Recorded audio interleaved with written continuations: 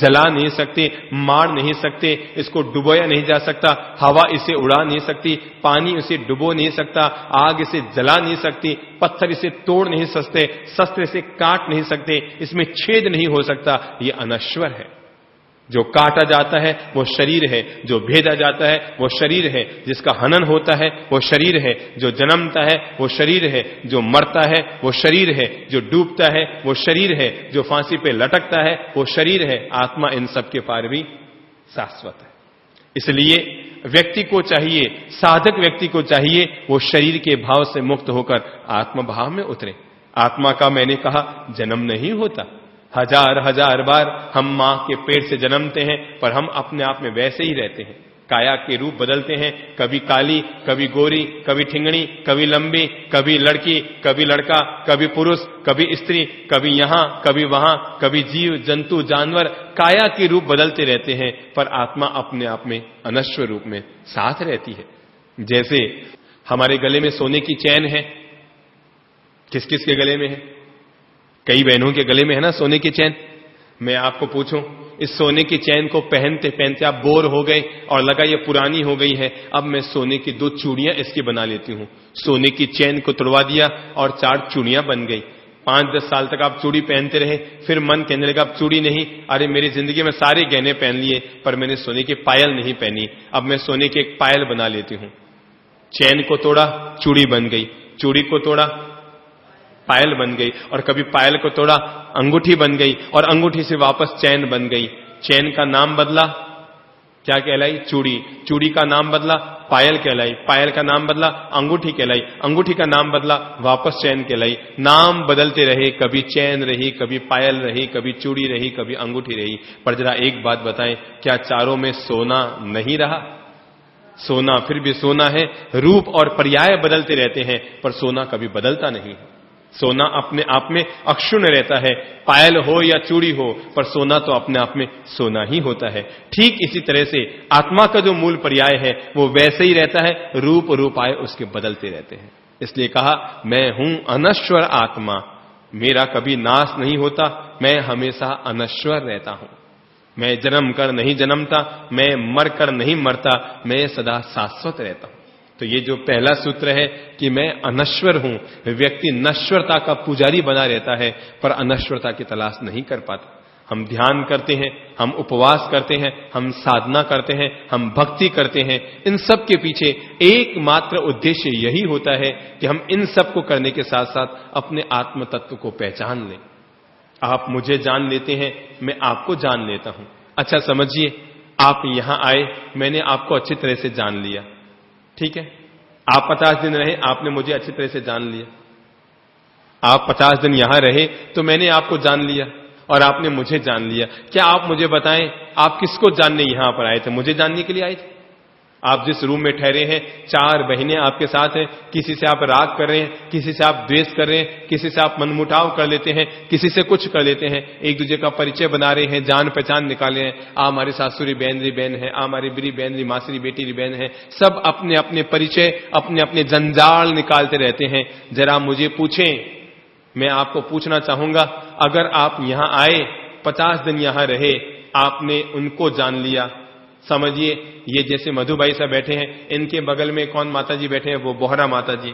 इन्होंने बोहरा माताजी को जान लिया, बोहरा माताजी ने इनको जान लिया। आप मुझे बताएं कि क्या आप आपस में एक दूसरे को जानने के लिए यहां पर आए थे? वो व्यक्ति भ्रम में है, उस व्यक्ति की तपस्या व्यर्थ है, उस व्यक्ति की साधना व्यर्थ है जो एक दूसरे को जान पहचान बना रहा है। हम यहां एक दूसरे को जान पहचानने नहीं आए थे, हम यहां अपने आप को पहचानने के लिए आए थे। उपदान उसका है जिसने खुद को पहचाना, उसका उपदान व्यर्थ है जिसने औरों से अपनी जान पहचान बढ़ा ली। हम यहां जान पहचान को बढ़ाने के लिए नहीं आए थे, हम तो यहां अपने आप को पहचानने के लिए, अपने आप को चिनने के लिए, अपने आप से रूबरू होने के लिए, अपने भीतर के कर्म कषायों को मिटाने के लिए, अपने भीतर के पलने वाले वैर विरोधों को समाप्त करने के लिए, अपने 8 प्रकारी कर्मों का समापन करने के लिए हम यहां पर आए थे। इसलिए पूरा पूरा विवेक रखें, ये पता ना करें कि कौन कहां से आया है। जब भी पता करना हो तो ये पता करो कि मैं कहां से आया हूं, मैं कहां से आया हूं, मैं कौन हूं, मुझे कहां जाना है, मेरा मूल स्वरूप क्या है। जिसने इस सत्य को और तत्व को जाना, समझो उसकी साधना सफल हुई। आपने मुझे जाना, आपको क्या मिला? मैंने आपको जाना, आपको क्या मिला? मुझे क्या मिला? इस दुनिया में भ्रम यही पलता है, मैं आपको जान रहा हूं, आप मुझे जान रहे हैं। संसार इसी का नाम है जहां पर हम एक दूसरे को पहचानते हैं। जहां पर हम एक दूसरे को पहचानते हैं इसका नाम संसार है, और जहां पर हम स्वयं को पहचानते हैं इसका नाम समाधि। जहां पर व्यक्ति स्वयं को, अपने आप को, अपने आत्म तत्व को छीन लेता है, पहचान लेता है, समझ लेता है मेरा मौलिक तत्व क्या है, इसी का नाम समाधि है। पर से संबंधों को बढ़ाना इसका नाम संसार है, और स्व में स्थापित हो जाना इसका नाम साधना है। परथी खस, गुजरात की बड़ी प्यारी कहावत है, परथी खस, औरों से हट जा, स्व में बस, अपने आप में लौटा, इतनू बस, इतना बहुत है। जिसने इतनी साधना कर ली कि वो औरों से मुक्त हो गया, अपने आप में आ गया, आत्म ध्यान में लीन हो गया, उसकी इतनी साधना ही पर्याप्त होती है। आत्मा का न जन्म है न मृत्यु है, ये हमारे भ्रम है जो हम सोचते हैं, रोते हैं, मेरा भाई मर गया, वो मर गया, वो मर गया, वो मर गया। पीछे वाले रोते हैं, कूकते हैं, चिल्लाते हैं, चीखते हैं, शोक मनाते हैं। जरा सोचो, क्या वो मरकर भी मरा?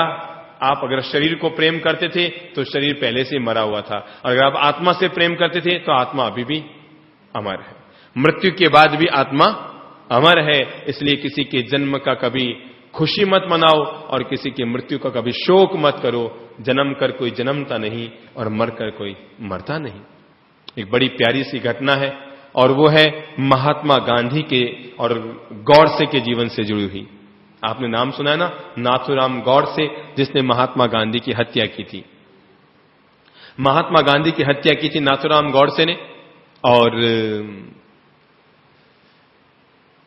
जब उसे फांसी की सजा सुनाई गई तो महात्मा गांधी के पुत्र वल्लभ भाई पटेल के पास, गृह मंत्री के पास गए और जाके कहा, हम नहीं चाहते जिस व्यक्ति ने हमारे पिता की हत्या की उसको फांसी दी जाए, क्योंकि हमारा पिता जीवन भर अहिंसा में, प्रेम और करुणा में विश्वास रखता रहा।